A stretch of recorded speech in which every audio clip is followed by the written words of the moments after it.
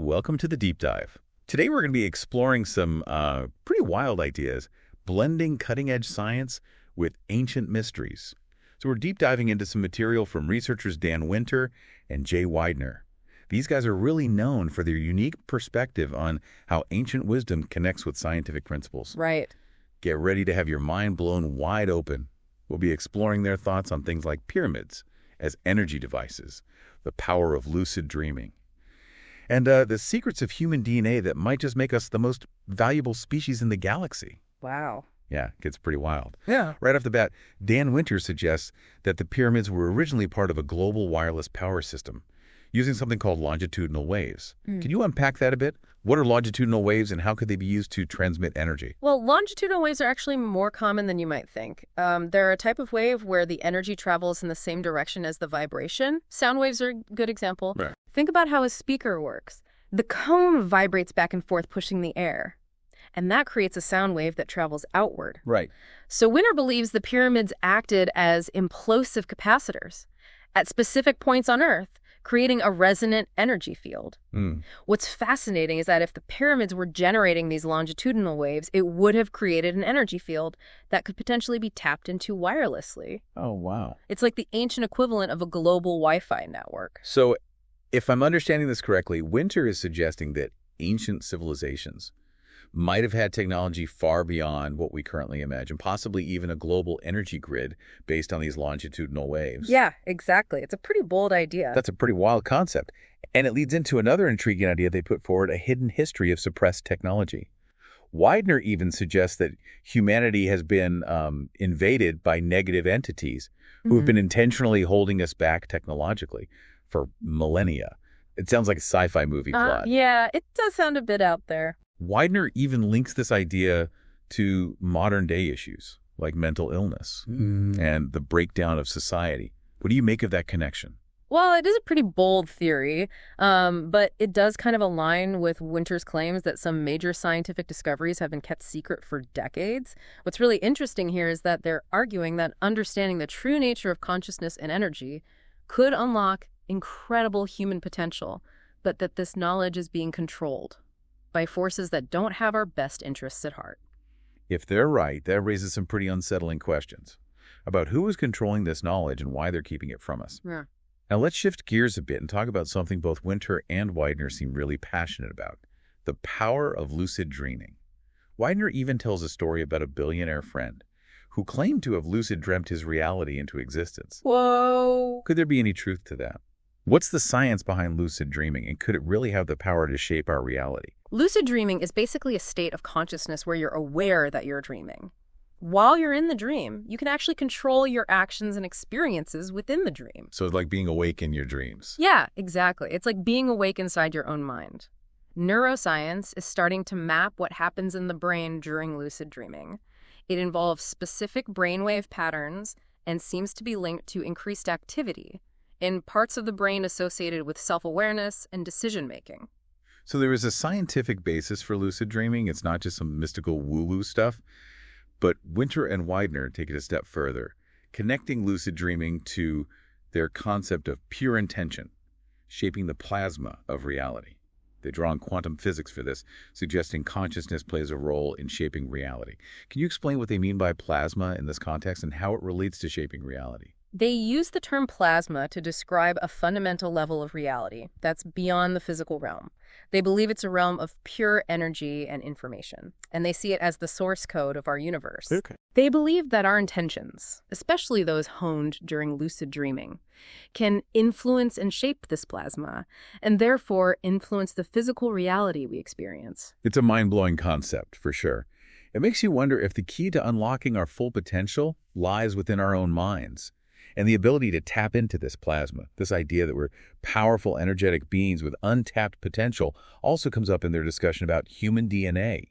They propose that human DNA is highly sought after by extraterrestrial beings. Why would our DNA be so valuable on a galactic scale? That's where things get even more interesting. They suggest that human DNA has a unique capacity for what they call bliss experience and steering song lines, which they linked to the ability to manipulate reality and potentially even create stars. Whoa, hold on. create stars. Yeah, it's almost like they're suggesting that our DNA contains a blueprint for abilities that we haven't even begun to understand. This idea that humans might be capable of star creation sounds like something straight out of a myth. But are they drawing any parallels between ancient mythology and modern science here? Oh, absolutely. They believe that many ancient myths, which often depict humans interacting with gods and performing seemingly impossible feats, might actually contain clues about our true potential. They see these myths as a kind of encoded knowledge, passed down through generations. So we're not just talking about pyramids as power sources and lucid dreaming shaping reality, but also about the possibility that human DNA holds the key to abilities we might consider godlike. Right. This concept of humans as powerful, energetic beings makes me wonder about the limits of what we can do, even with time itself. You mentioned that Winter and Widener discuss time being multidimensional. Can you unpack that for us a bit? How do they see time differently? We tend to think of time as a linear progression, a straight line from past to present to future. Right. But Winter and Widener propose that time is actually multidimensional, more like a branching tree or a record with multiple tracks. Okay. They believe that intense emotions can create wrinkles in time, opening up access points to other moments. That challenges our whole understanding of time. It's like they're suggesting we could potentially access different timelines or even travel through time. This is already a lot to wrap our heads around. From ancient pyramids to the potential of human DNA and the nature of time itself. These are some pretty mind-blowing ideas. Yeah. Okay, so we've covered some incredibly mind-bending concepts in part one, from ancient pyramids potentially being part of a global energy grid to the idea that human DNA might hold the key to abilities we haven't even begun to imagine. But now I'm curious about the practical side of things. If Winder and Widener are right, what does all this mean for us in our everyday lives? How can we actually apply these concepts to make a difference in our own experience?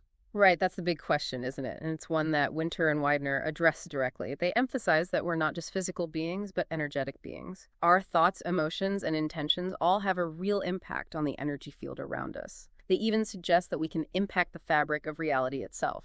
So we're not just passive observers of the universe, but active participants in shaping it. That's a powerful concept. It reminds me of the idea of manifestation, which has become quite popular these days. Are they talking about the same thing? There are definitely some parallels. Both Winter and Widener's ideas and the concept of manifestation are rooted in the belief that our thoughts and beliefs can influence reality. But Winter and Widener go deeper into the physics of how this might actually work. They talk about the importance of coherence in our energy field, which they link to states like love, compassion, and gratitude. So not just about thinking positive thoughts, but about cultivating a certain state of being that aligns with those positive thoughts. It's about embodying those qualities. Exactly. They suggest that when our energy is coherent, it resonates with the universe in a harmonious way, and that can amplify our intentions and attract positive experiences into our lives. It's like tuning ourselves to a frequency that allows good things to flow into our experience. Okay, that makes sense.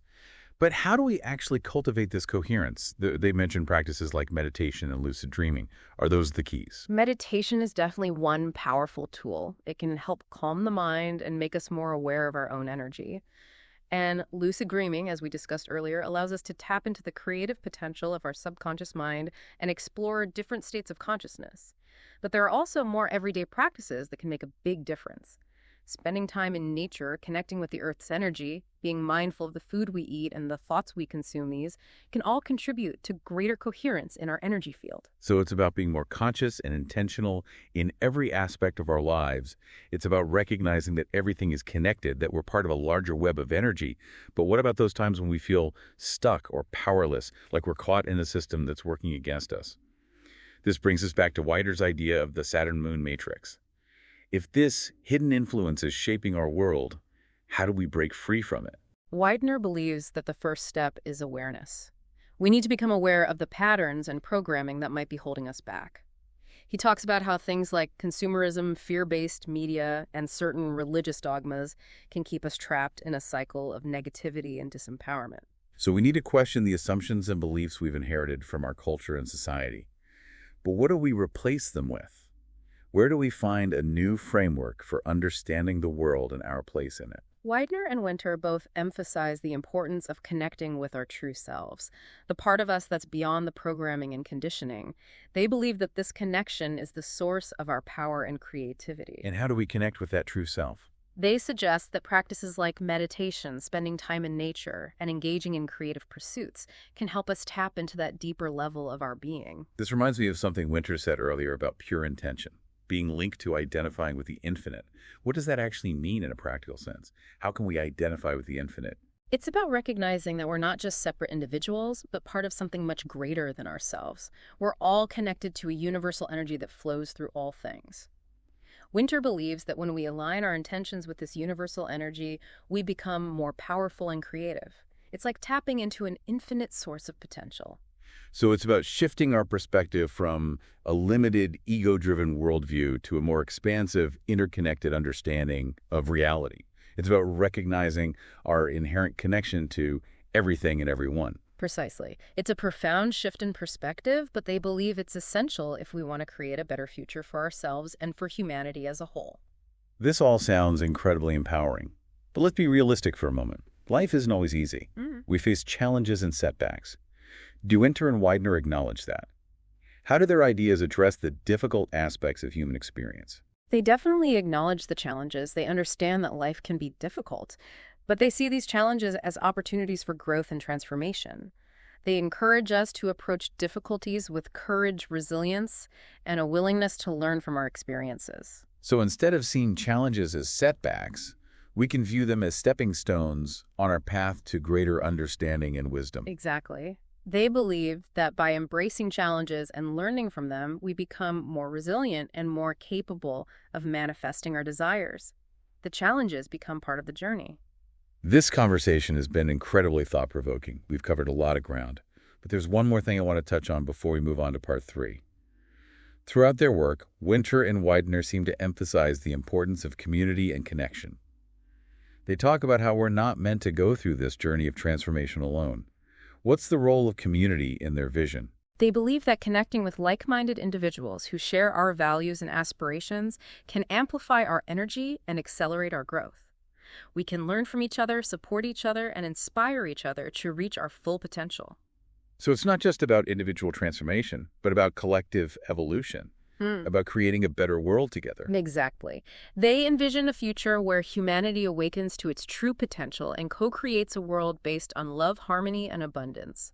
They see community and collaboration as essential to making that vision a reality. It's an inspiring vision. It gives me hope, especially in a world that often feels divided and disconnected.